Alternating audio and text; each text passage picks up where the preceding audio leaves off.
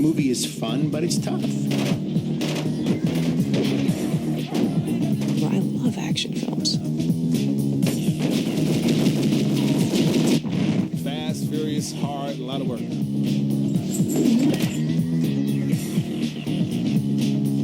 month and a half worth of training.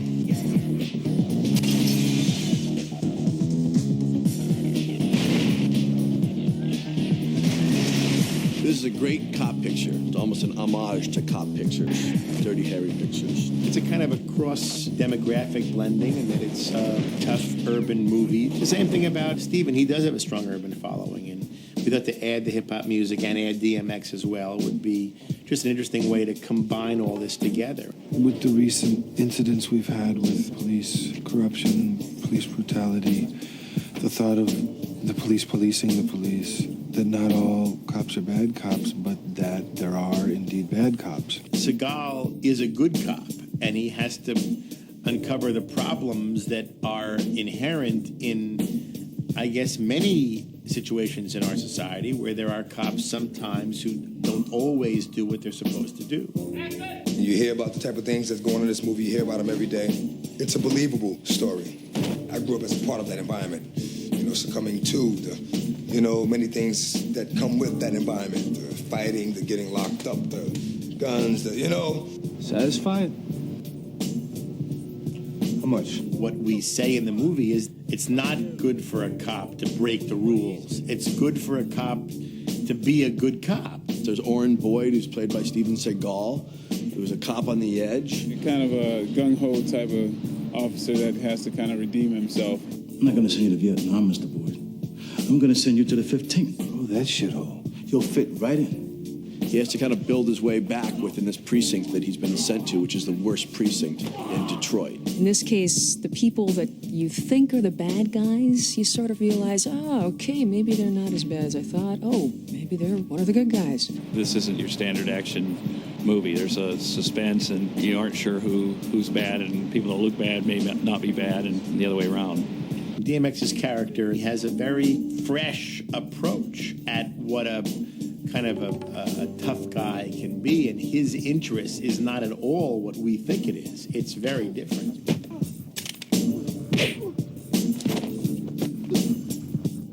Latrell is like a smooth guy, He grew up in the hood, but he got off into something else, computers, became rich off that, but finds, his little brother's in trouble, but for the wrong reason.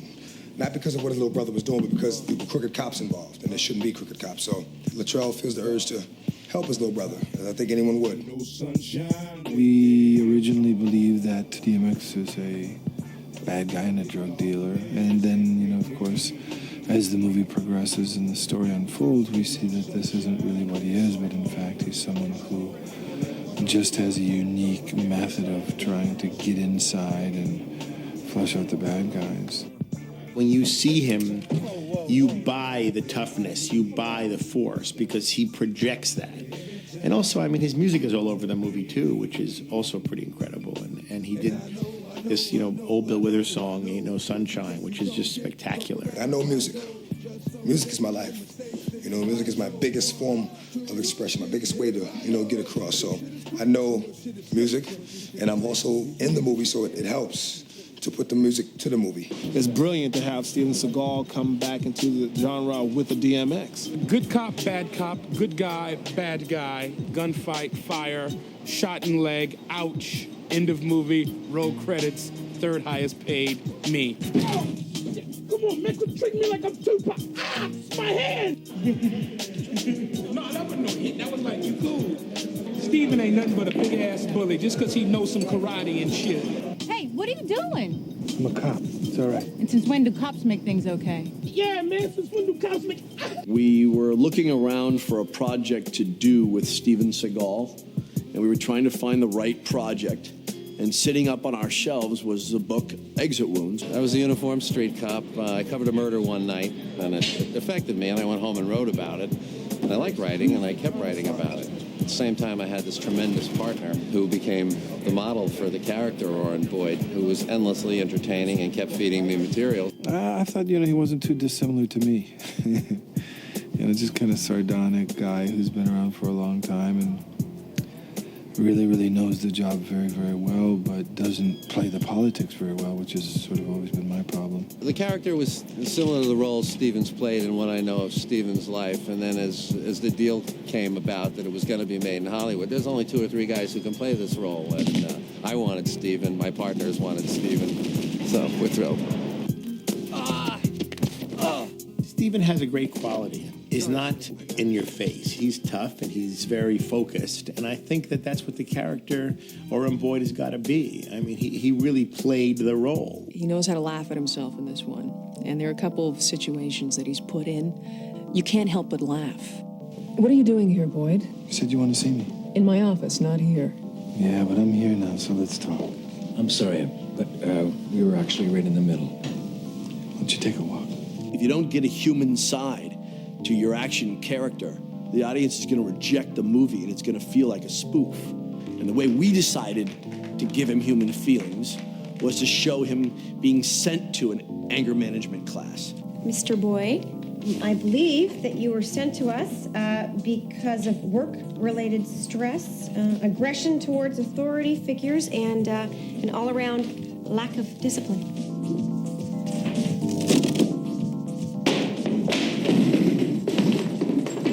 I'd like to make something very clear. I don't have rage. I'm a happy guy. You see this face? This is a happy face. And to show him being demoted to crossing guard. What are you doing? I'm already in the intersection. Next time you see a cop blow a whistle, pay attention. And to show the fact that he's upset with where he's reached in life. And he's putting his whistle and his hat back into his locker and he sits there for a moment and sighs. And we realize he's hit rock bottom. Now it's time for our movie to start.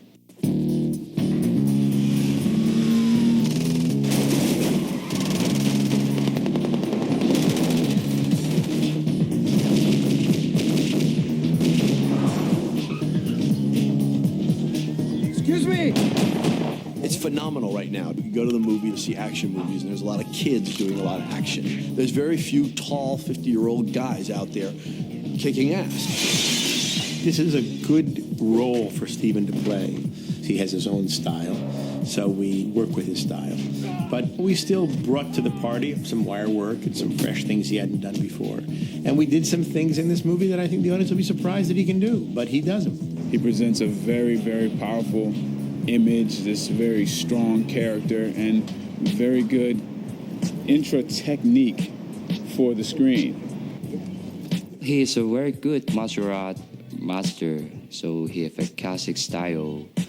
And a long time ago, I'm his fans too. But this time we work together. We've tried to take a little bit of Steven's style and combined it with a little bit of Dion's style. So we have a lot of the style that we've seen, which is Aikido, that Steven has been famous for, and we have a little bit of that Kung Fu that's been thrown in there, which is getting Steven up in the air and utilizing his legs more. We get him over speeding cars. I mean, we have a lot of fun with him, and I think it's a neat thing to do with a guy that's that large. It's not that often you take a 6'5" guy and put him up in the air on a wire. It's not very flattering shit, brother. I think everything that's happening around him, he's just sort of moving through it in his own suspenseful way. But at the end, we really see something different. I think a little bit different than what he's done before. Where's the money at?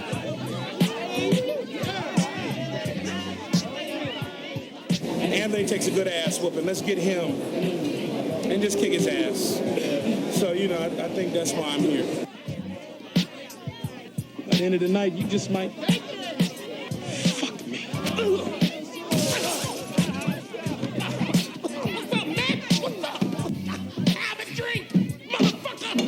That's basically been the story of my career.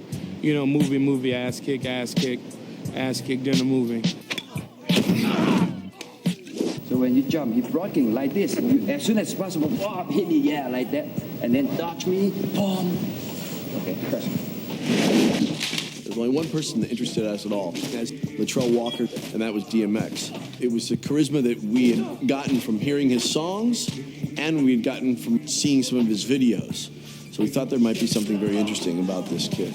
So we went to meet him, and we connected with him very much. And there was something in his eyes that, to Joel Silver and myself, made us feel like this guy might have some star quality. He's very intense on screen. He's a wonderful actor. Has a great persona, and he definitely makes you realize that he is a force to be reckoned with. I know who Latrell is because I've seen Latrell. You know, a person who grew up in the projects, but not really part of that environment. He lived there, that's it, but knew there was someplace else for him to go. He's just organic in this role. And I think a lot of the actors were really surprised at how well and how authentic he came off. He brought a lot to the party. He brought music, he brought himself, he brought his credibility, he brought his sensibility, and I think that it ended up being a very effective, use of his persona and, his ability in the movie. If you want to know the truth, I believe I was brought in here to make DMX look good. Man, he funny. Can I say motherfucker? Well, he funny as a motherfucker, yo. He very funny. Go on through, See, they don't do this when Steven Seagal or DMX or Isaiah Washington sitting right here. But, put number 13 in the seat. Come on, bring the set in. Let the dogs loose. You bring your bag, you bring your water, you bring your pads, and you just try to stay focused or you will get hurt.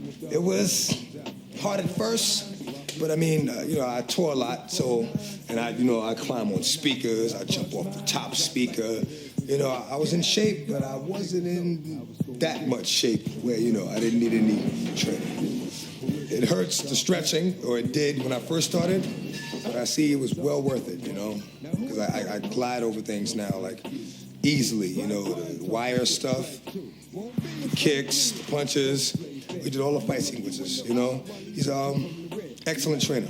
Every movie we need some new element to make it exciting. And this time when Steven and DMX have a fight and I'm doing choreographer and the wire work is totally different, I don't know how to say it. Anyway, it's good. Hong Kong choreography is a lot more involved. They have the wire work and it's a lot more fantastic. It's interesting to watch them work. They're really hands-on. They're very thorough and imaginative. So I sit back and let them pretty much do all the choreography of what's going on with it. But I'm learning from them. I pay attention to what they do all the time. I'm going to steal some of their moves for sure. They have a deep concentration in bringing elements of fights to another level. It's an awkward feeling. It's like you have to disregard what your senses is telling you. Your senses is telling you, don't do that, you'll fall. Because they pick you up and let you down, at a certain, so I had to learn to trust the wires. To know that, I could lean to the side and I'm not going to fall on my head. And you have to have a lot of trust. It's a dance. Unfortunately, it's a dance of violence, so you have to have the ultimate trust with your partner. Well, I've only ever done real martial arts in my life in the film, so this has been an unusual and sometimes difficult experience doing movie stuff that in fact is not real. The real martial arts is they actually work in combat circumstances and movie stuff doesn't. It's a very, very big difference. If I told you, okay, you come to me, punch me, and then I have to knock you down or break your arm and control you. If we're talking about the truth, we don't have time to make like true fight. But I don't think the audience have an interest in see everything is true. It's always exciting to bring them two together. I mean, Dion worked very closely with us, crafting these scenes and these fights to work within Steven's prowess, where he has the tremendous strength. We worked with that, and I think that, that is why it's so effective. Dion Lamb, awesome. He's very fast with his vision, and he understands everybody's anatomy to be able to help them at the highest point of their physicality. He's very good at what he does. I use the same principle that I've studied in stage combat school, is that you have to check in, and it's just as intense, just as clever. You just have to do it more times from different angles.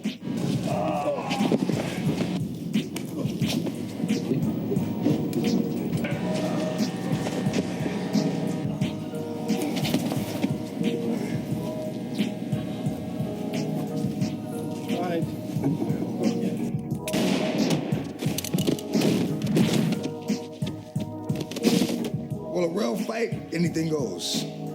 There's not a lot of, pretty stuff. Real fight, I'll knee you in the nuts, I'll stick my fingers up your fucking nose, I'll rip your lip off. That's a real fight, It's not about looking pretty while you're doing it. This I'm doing a lot of cartwheels and, tucks and, a lot of extra shit. Why we need, when we punch me, I walk on the wall and then do the seven stroll or whatever. That's a cool. That's a movie. It's everybody wants this in the movies.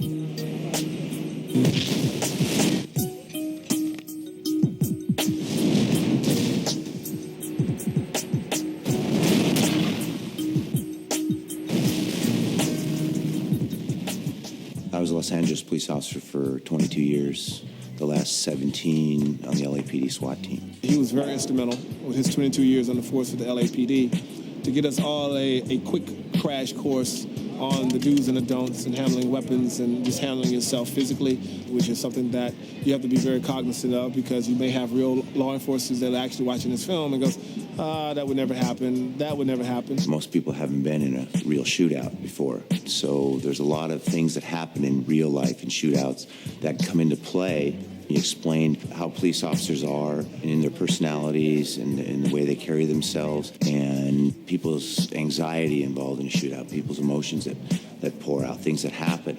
Try and give him some of that, but, it still has to be entertaining, too. At the end of the day, we have to all really relax and come to a realization that it's a movie and it's for entertainment. We're not shooting a documentary here.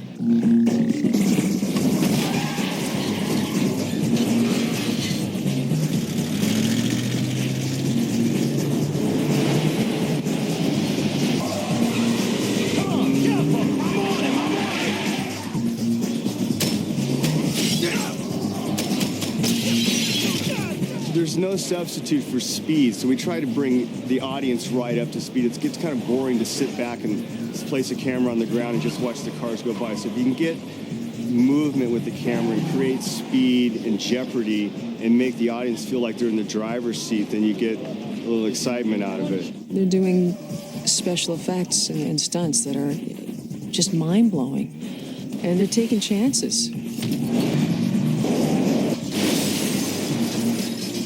I knew that it was going to look good, it was going to feel good, it was going to move, it's going to have a lot of action. We've managed to really pull off an urban action story that has a lot of fresh ideas that I think set it apart and make it different and make it really worth seeing. I took a little bit of time off, and I'm really happy to be back, and hope everybody enjoys it.